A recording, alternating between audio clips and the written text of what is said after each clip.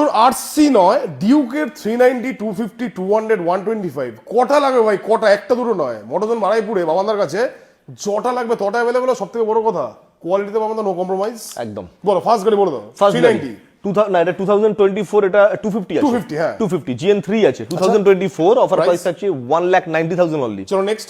GN2 আচ্ছা 390 most demanding 2022, offer price 2,20,000 only. চলো next বলো। আচ্ছা GN3 এটা 390 আছে, 390 2024 এর গাড়ি আছে, অফার প্রাইস 2,50,000 টাকা অনলি। চলো নেক্সট।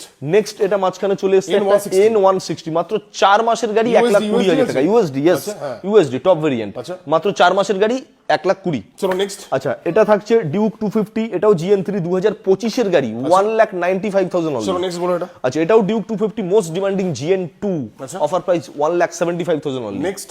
125 ডিউক 250, অফার 25 এর প্রাইস গাড়ি? 2025 এর গাড়ি, মাত্র Oh my 1,40,000, চলো next এটা বলো। 1,40,000 টাকা।